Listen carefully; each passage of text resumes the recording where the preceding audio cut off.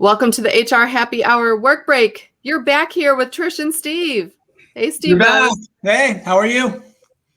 I survived. I'm sorry I wasn't here the other day, but you know what? You did a really nice job by yourself. Thank you. Good. Yeah, people love this. No, they don't. No, I'm making that up completely.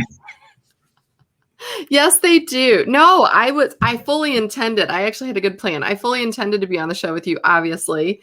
And I was in Rocky Mountain National Park. Okay. And yeah, I didn't think that through, that I would like get up to 12,000 feet and not have service. I thought, oh, I'm going to be like 12,000 feet and I'm going to do this great work break from the mountains. It's going to be amazing. So I can tell you it was amazing. It was beautiful. Okay. But there was no cell service of any sort. Yeah. Well, on the mountains. So yeah.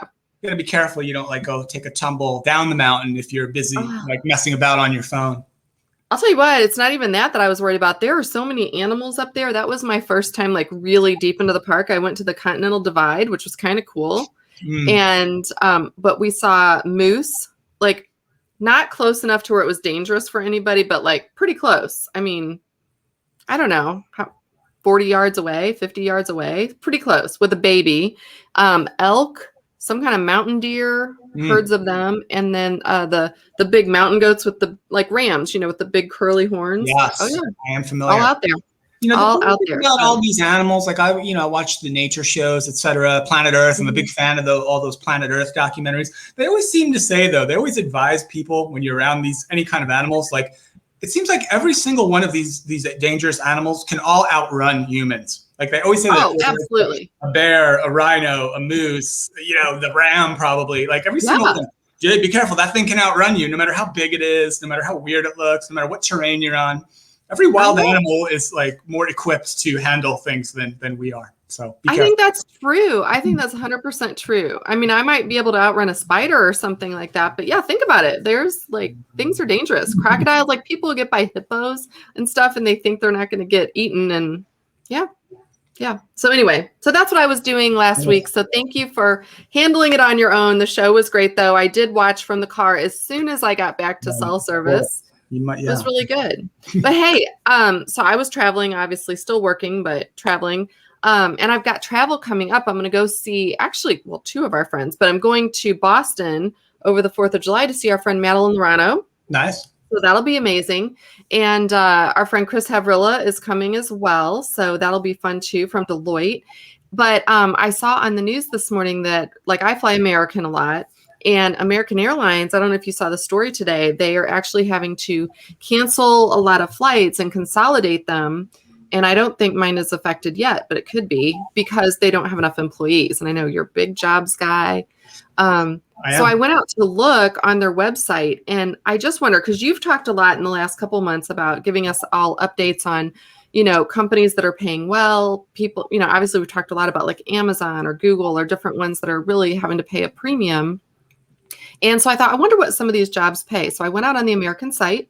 Okay. And I looked. And so to be like a customer service representative, which is someone who will either help, tag the bags inside, answer questions, direct you into line, around the ticket area, not, guess how much they make an hour? Oh, I gotta say, at least 15. I'd go say maybe 17 per hour, maybe starting wage. $14.74. Okay. So, and I feel like that's a lot lower than I thought that would be, because again, I mean, we're trying to get people who are, there's a lot of travel that happens, right? But anyway, so that's what American pays for that. Okay. For a baggage handler, which is actually called like a fleet specialist, but basically the person that takes your baggage on and off and all that. Right. $15.53. Yeah, and that's really hard work, it looks like to me. It appears anyway. Like, I've seen those baggage handlers outside the planes for years and years. Right? And it's fast-paced, it's climbing, it's go. There's a lot of time pressure, right? You've got to get those bags loaded and unloaded with certain time. I'm sure there's certain time parameters they're operating under, right, for each flight, like standards, right, for them to perform. So, yeah, that's tough work. For sure. It is tough work. So I got to say, I mean, I'm an American, I've always had my points there and frequent traveler. And I'm disappointed actually that it's that low, because I would think like too, I mean, you've got an older teen. Is he 20 yet? Almost? Yes, I have a 20. Just turned 20. Okay, just turned, but still older teen, right? Who's been through some jobs and so forth. And my kids are at that age where they can go get jobs. And, I just locally here where I live in the middle of America, you can go actually get a job at Denny's, for example, making 12 or 13 an hour. So I'm just saying, like, to put this in perspective, to me, that job at American, both of those jobs seem like much more difficult exponentially than maybe working at. Yeah, it's so I'm just saying, like, it's difficult to compare. I think sometimes wages in different industries and different types of jobs, because ultimately, like, the wage isn't necessarily tied to how difficult or taxing or stressful the job itself is. It's much more tied to what does the employer need to pay in order to fill the job, right? That's right.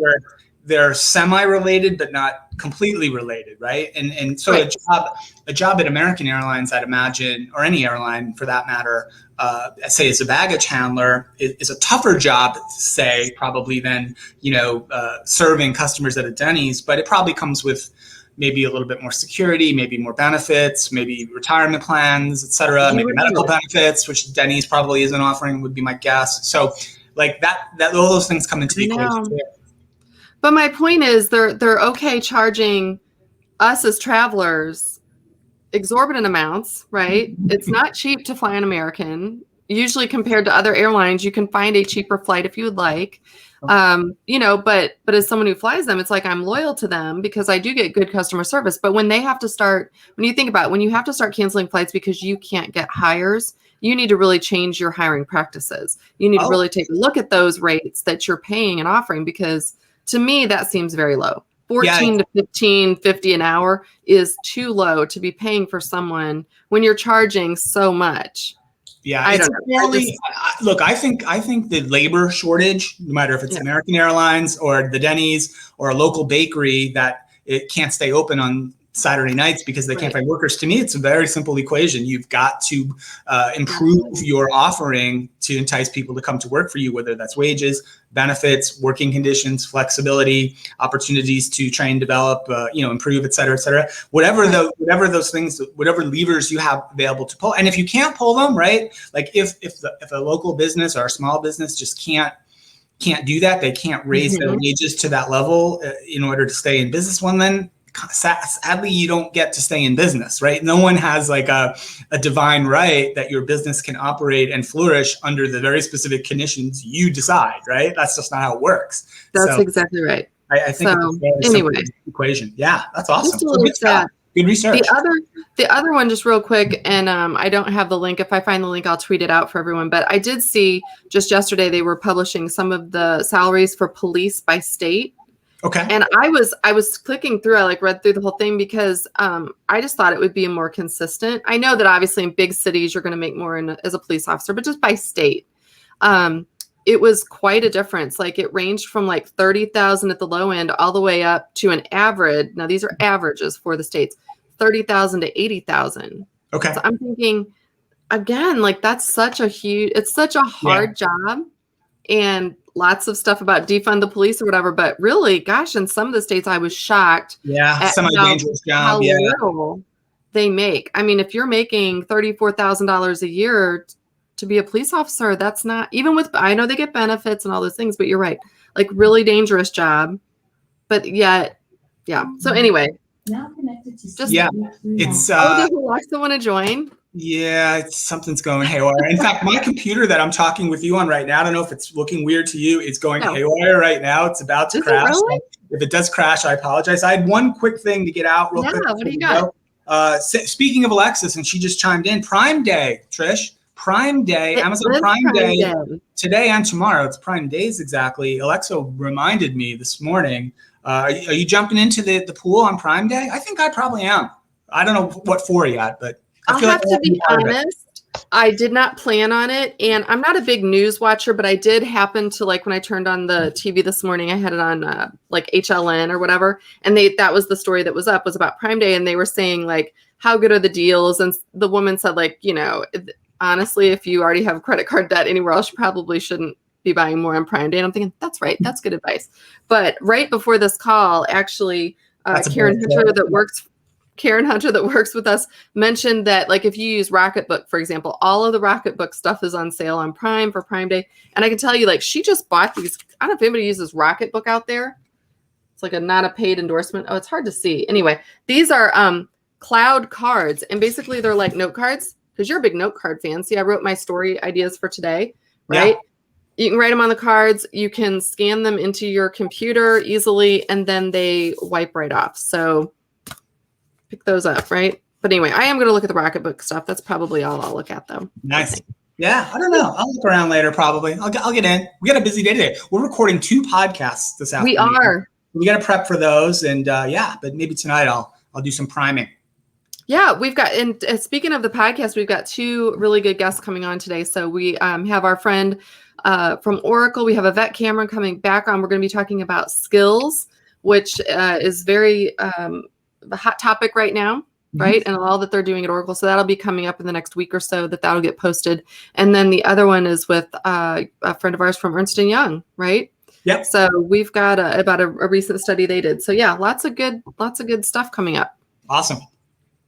Good deal. Well, listen, anything else for the day, or are we good? Story. No, I'm going to save it for Wednesday since we're over. I've got a juicy software implementation chaos story that I read over the weekend. Goodness. That I will talk about on Wednesday. We'll save that one. Wow. All right. That's a hell of a teaser. All right. Well, good stuff.